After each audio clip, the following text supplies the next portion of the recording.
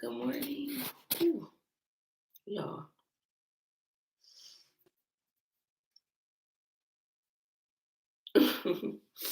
I be trying not to sleep with I need to sleep with my heater on, but I get too hot. I get too hot with my heater. So it was cold. So today definitely gonna be a silent read. I'm not gonna lie, today's gonna be a silent read. And I'm definitely getting that book. I need that book, y'all. I do. But anyway, we're gonna get into it today. 32.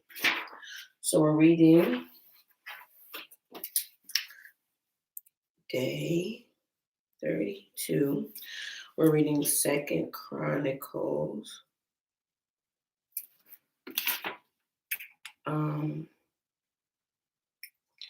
8 to 23. Okay. So we're gonna read 8 to 23. And honestly, I think this is gonna be a lot of repeat stuff. So I'm gonna see if I might do a little silent in between, read some out loud, maybe not, because I already know this is like it says Queen Sheba visits Solomon. We already read that. So yeah. All right, so let's get it. It says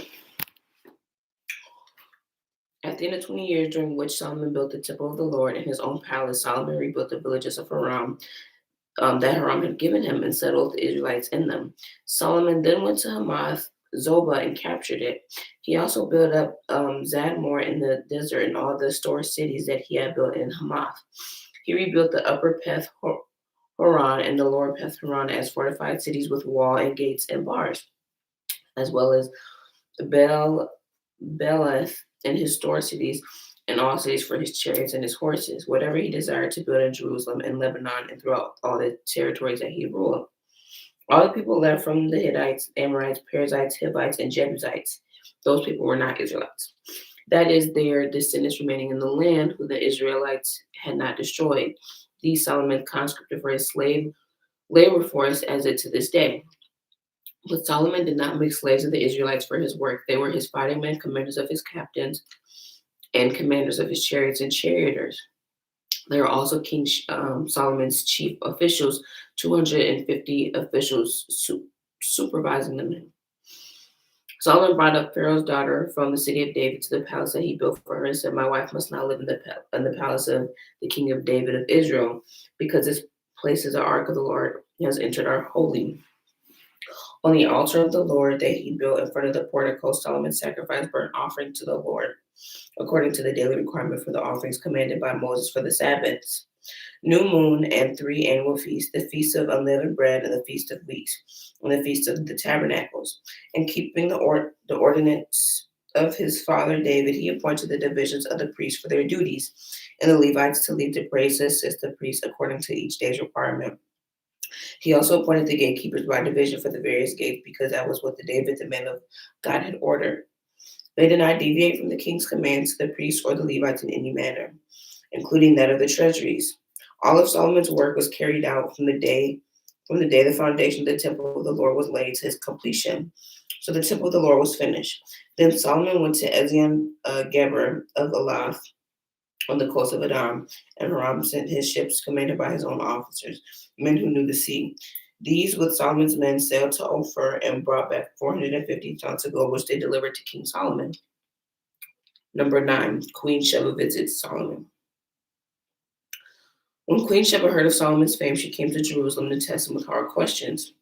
Arriving with a great caravan with camels carrying spices, large quantities of gold, and precious stones, she came to Solomon and talked with him about what she had on her mind. Solomon answered all her questions. Nothing was too hard for him to explain to her. When she saw the wisdom of Solomon and the palace that he built, the food on the table and the sitting of his officials, the attending of servants in their robes, and the cupbearers in their robes, and the burnt offerings he made at the temple of the Lord, she was overwhelmed. She said, "The report I heard in my own country about your achievements and your wisdom is true."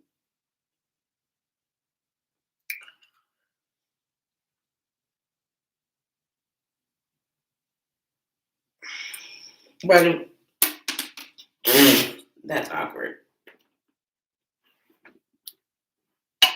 Oh Lord. Okay. Um, true. But I did not believe what I said. It's like coming to my own eyes. Indeed, not even having your greatness of your wisdom that was told to me. Yet, far exceeded the report that I heard. Okay, you know what? So we're not going to read that. But I want to talk about something. So when you study the Bible, because there's multiple times where a story is repeated, right? So, for example, in the Bible study that I do on Tuesday, we like Paul, I think it's in Acts. I think it's in Acts. Paul retells his story about the road to Damascus and how God came to him 3 different times. But every time that he says it, it's with more detail. And so, if we were studying the Bible and not just reading through it, what I would do is I would go back to First Chronicles and I would compare the word, like the uses of the words, to see if there's any difference. Okay. Well, we already know what happened. So she gave the king 120 talents of gold, large quantities of spices. She gave him a whole bunch of stuff because she was surprised about how wise he was. Boom.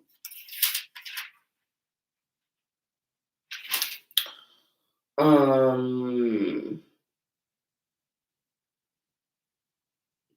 cool. Then it talks about Solomon's splendor. Um, talks about all his horses. He ruled over all the kings up from the river to the land of the Philistines as far as the border of Egypt. The king made silver as common in Jerusalem as stones and cedar as plentiful as sycamore, fig trees, and the foothills. Solomon's horses were imported from Egypt and all other countries, right? We talk about that. Solomon reigned in Jerusalem for 40 years, and he rested with his fathers, and he was buried in the city of David. And Rehoboam, his son, succeeded him as king.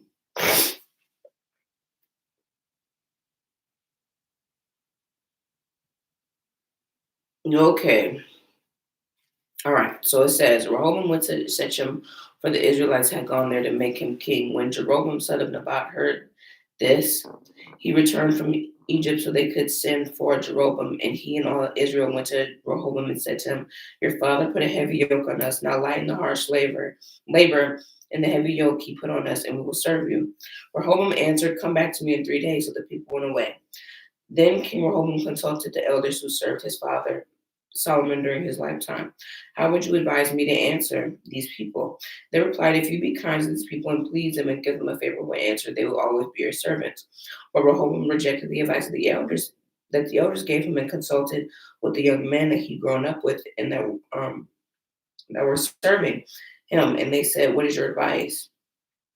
And how should we answer the people who say to me, lighten the yoke that your father put on this?"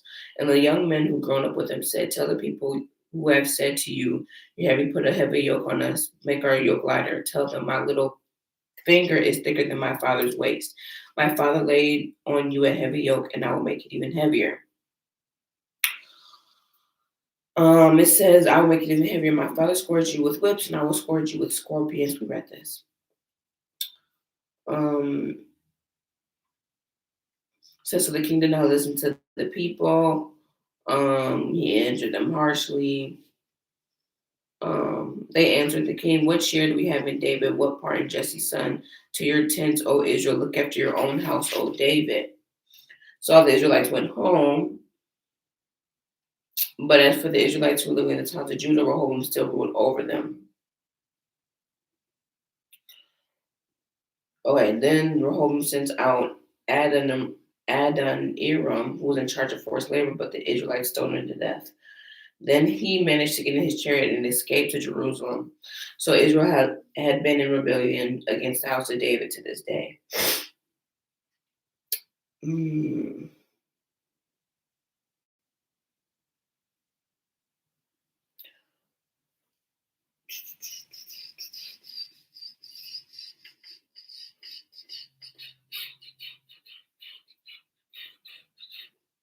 Which one of you to do a silent read? Because I don't want to just keep moving through stuff, but I want to make sure that I read stuff that we haven't. Actually,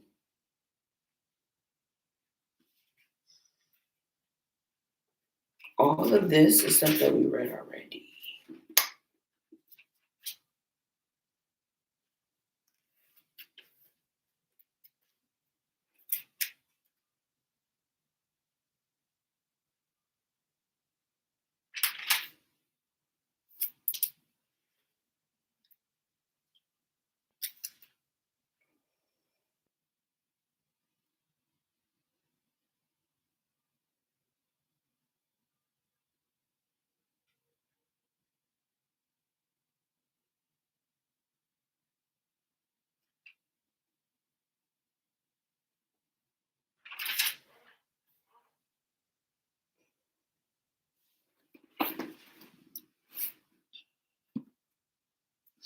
We read all of this.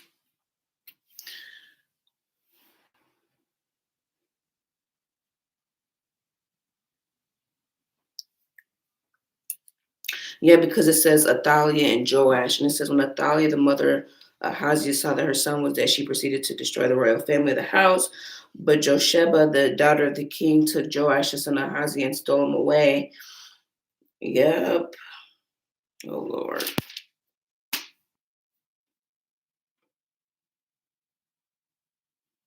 Okay. So today, okay, so we we read through like all of that. So you know what? This is gonna be today's reading. I'm going to order the 90-day book because I'm pretty sure it's not gonna have us like reread something.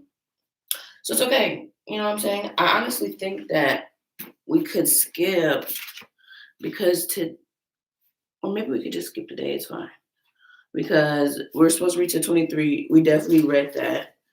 And then tomorrow we're supposed to read 23 to 35. Uzziah king, Jotham king of Judah. Hezekiah celebrates yeah. So I'm gonna come back and we're gonna figure out what we gotta read. But I'm gonna order that book. So anyway, y'all have a good day.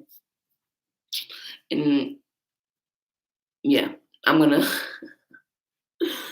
I'm gonna see what we gotta read next that we haven't already read.